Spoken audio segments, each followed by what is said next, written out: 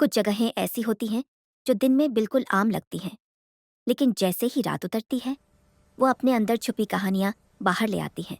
मेहंदी पथार स्टेशन भी ऐसी ही एक जगह थी। एक छोटा सा स्टेशन जहां रात 10 बजे के बाद कोई ट्रेन नहीं रुकती थी और शायद कोई आत्मा भी शांति से नहीं सो पाती थी। अमन, एक युवा सिविल इंजीनियर, सरकारी प्रोजेक्ट्स में काम करने वाला मेहनती और ईमानदार इंसान। उसे सरकार की तरफ से एक बड़ा प्रोजेक्ट मिलता है। मेहंदी पथार रेलवे स्टेशन का रिकंस्ट्रक्शन। अमन खुद से, स्टेशन पुराना है, लेकिन अगर इसे ठीक से बना दिया जाए तो पूरा इलाका बदल सकता है। अमन उसी स्टेशन के पास एक छोटे से रेंटेड रूम में रहने लगता है। उसे बस एक बात नहीं पता थी कि इस स्टेशन की रातें दिन जैसी नहीं होती। पहली ही रात अमन साइट पर लेट तक काम कर रहा होता है। चारों तरफ सन्नाटा पसरा है, दूर दूर तक कोई आवाज नहीं। अचानक अमन को लगता है जैसे कोई उसे देख रहा हो। वो पीछे मुड़कर देखता है। एक आदमी, काले रंग का शॉल, सिर पर एक भी बाल नहीं और बड़ी बड़ी पीली आंखें। अमन घबराकर, कौन है? कौन है? अगले ही पल वो साया गायब हो जाता है। अमन खुद को समझाते हुए, लगता है ज्यादा काम हो गया है, थकान में वहम हो गया होगा। वो दोबारा काम में लग जाता है और रात 12 बजे अपने कमरे लौट जाता है। अगली सुबह अमन अपना ब्रश लाना भूल गया था। वो पास के छोटे से सुपरमार्केट जाता है। बिलिंग काउंटर पर एक लड़की खड़ी होती है, रिया। रिया भी मुंबई से आई होती है, काम के सिलसिले में। हल्की बातचीत, पहली मुस्कान और छोटी सी पहचान। रिया, शाम को कॉफी पर मिलते हैं। अमन मुस्कुराकर, श्योर। काम का दबाव बढ़ जाता है। अमन शाम की मीटिंग भूल जाता है। रात करीब 9 बजे रिया का कॉल आता है। अमन शर्मिंदा होकर बोलता है, सॉरी यार, अगर चाहो तो साइट की कैंटीन में मिल सकते हैं। रिया मान जाती है। रात 9 बजते ही मेहंदी पथार स्टेशन और ज्यादा वीरान लगने लगता है।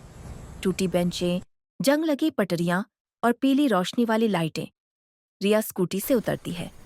रिया हंसते हुए, ये जगह तो एकदम गोस्ट टाउन लग रही है। अमन, बस एक बार काम खत्म होने दो, फिर देखो सब कैसे बदलता है। दोनों चाय और कॉफी पीते हैं। घर, काम और जिंदगी की बातें। ठीक 10 बजे स्टेशन की घंटी बजती है। Ton ton. रिया, इस टाइम तो कोई ट्रेन नहीं आती है ना? अमन कंफ्यूज्ड, हाँ, स्ट्रेंज है। रिया स्कूटी स्टार्ट करती है, लेकिन वो चालू नहीं होती। अमन भी कोशिश करता है, लेकिन कुछ नहीं होता है। अमन, 12 बजे मेरी शिफ्ट खत्म होगी तो मैं तुमको ड्रॉप कर दूंगा। रिया थोड़ी हिचकिचाती है, फिर ठीक है कहकर वहीं रुक जाती है। रिया पास की टेबल पर बैठकर लैपटॉप पर काम करने लगती है। ठंड से बचने के लिए पास में एक छोटा सा अलाव जल रहा होता है। रोशनी बहुत कम होती है। रिया को लगता है जैसे कोई दूर खड़ा उसे देख रहा हो। वो नजर उठाती है।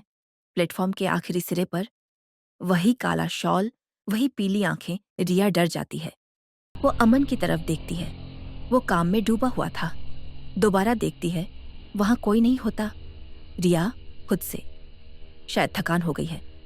कुछ देर बाद रिया को महसूस होता है जैसे कोई उसके बगल में बैठो। लकड़ी की बेंच चरचराती है। वो साइड में देखती है, वही आदमी। धीमी आवाज में फुसफुस सा आता है। रिया चीखती है और अमन की तरफ भागती है। पीछे मुड़कर देखती है, वहां कोई नहीं होता। अमन पूछता है, क्या हुआ? रिया रिया कुछ नहीं। रिया डर के कारण कुछ नहीं बताती।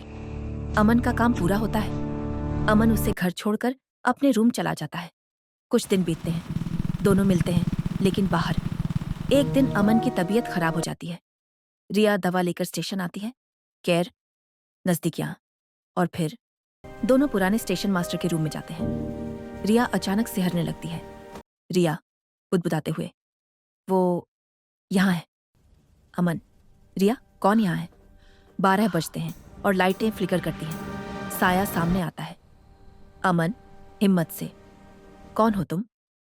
साया, मुझे सच चाहिए। अमन, कैसा सच? 15 साल पहले स्टेशन मास्टर रघुवीर सिंह। उसने ट्रेन में गैरकानूनी सामान जब्त किया।